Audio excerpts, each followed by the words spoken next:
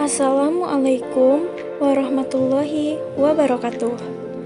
Pada video kali ini, kami dari peserta Latsar CPNS golongan 2, Pemerintah Provinsi Kalimantan Selatan Angkatan ke-13, kelompok 2.1, yang terdiri dari 5 anggota yaitu Nur Maidah, Auliana Pratiwi, Kamara Frilia Musaratin, Anissa Fitria, dan Nur Ihwan akan mempresentasikan beberapa poin penting yang telah kami rangkum pada materi Agenda 3. Dalam materi Agenda 3, kami akan menjelaskan tentang manajemen ASN, pelayanan publik, dan whole of government. Mari kita simak. Kedudukan PNS dalam NKRI sebagai unsur aparatur negara yang berfungsi sebagai pelaksana kebijakan publik, pelayan publik, dan perekat dan pemersatu bangsa. PNS melaksanakan kebijakan yang ditetapkan oleh pimpinan instansi pemerintah. Dalam menjalankan tugasnya, PNS harus bebas dari pengaruh dan intervensi semua golongan dan partai politik. Berikut tugas PNS dan P3K sebagai pegawai ASN.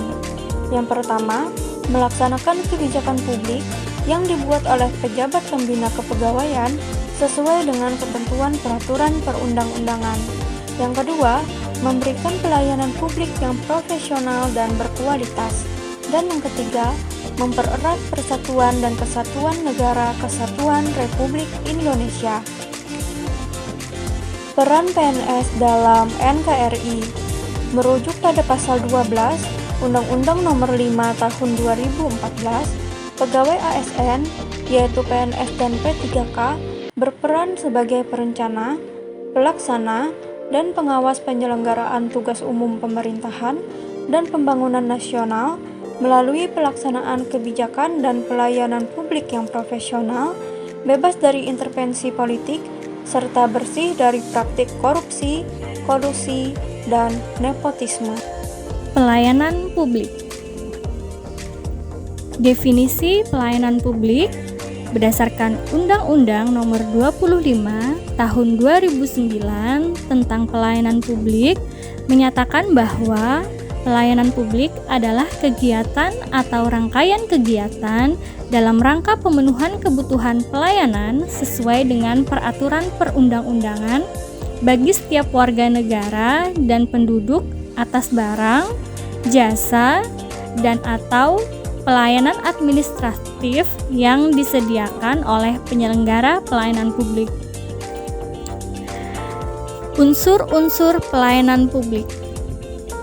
Terdapat 3 unsur penting dalam pelayanan publik, yaitu yang pertama, organisasi penyelenggara pelayanan publik, yang kedua, penerima layanan atau pelanggan, yaitu orang, masyarakat, atau organisasi yang berkepentingan.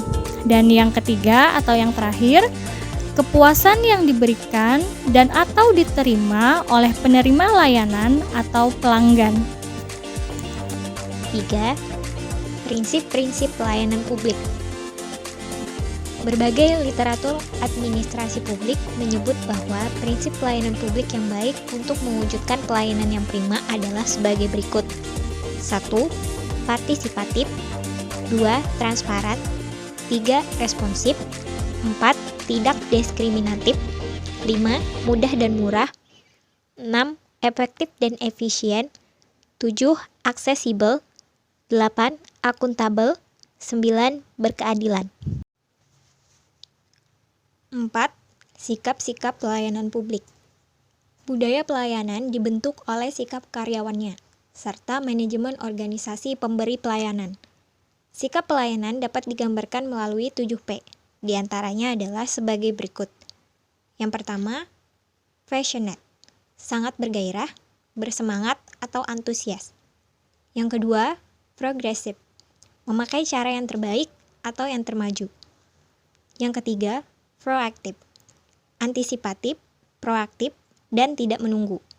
Yang keempat, prompt, positif, tanpa curiga dan kekhawatiran. Yang kelima, passion, penuh rasa kesabaran.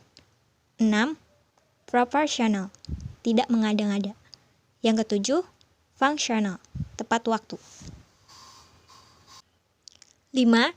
Etiket pelayanan publik. Etiket pelayanan yang perlu diperhatikan oleh ASN terhadap pengguna jasa pada umumnya adalah sebagai berikut. 1. Sikap atau perilaku. 2. Ekspresi wajah. 3.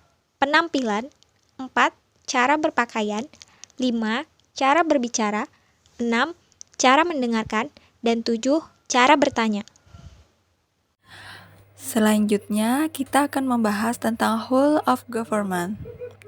Pertama, kita akan membahas definisi whole of government atau yang biasa disebut dengan WOG. WOG adalah sebuah pendekatan penyelenggaraan pemerintahan yang menyatukan upaya-upaya kolaboratif pemerintahan dari keseluruhan sektor dalam ruang lingkup koordinasi yang lebih luas guna mencapai tujuan-tujuan pembangunan kebijakan, manajemen program, dan pelayanan publik. Whole of government atau WOG sangatlah penting. Terdapat beberapa alasan yang menyebabkan mengapa WOG menjadi penting dan tumbuh sebagai pendekatan yang mendapatkan perhatian dari pemerintah.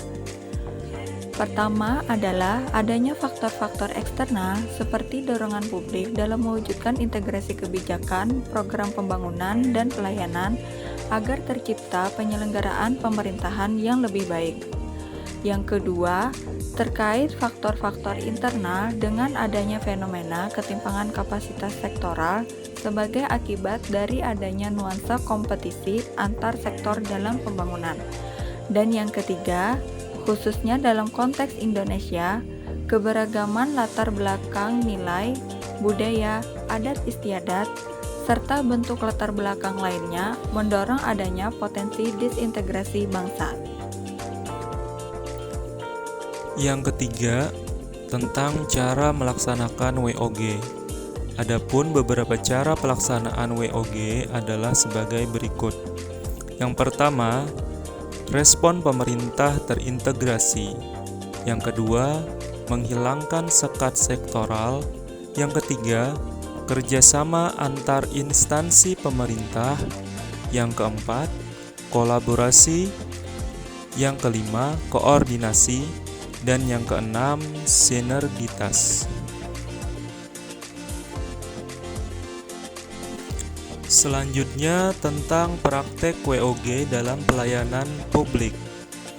Praktek WOG dalam pelayanan publik dilakukan dengan menyatukan seluruh sektor yang terkait dengan pelayanan publik. Praktek WOG dalam pelayanan publik dapat berupa: yang pertama, pelayanan yang bersifat administratif. Yang kedua, pelayanan yang menghasilkan berbagai bentuk jasa. Yang ketiga, pelayanan yang menghasilkan jenis barang. Dan yang keempat, pelayanan yang regulatif. Demikianlah presentasi dari kami tentang kedudukan dan peran PNS dalam NKRI. Salah khilaf mohon maaf. Wassalamualaikum warahmatullahi wabarakatuh.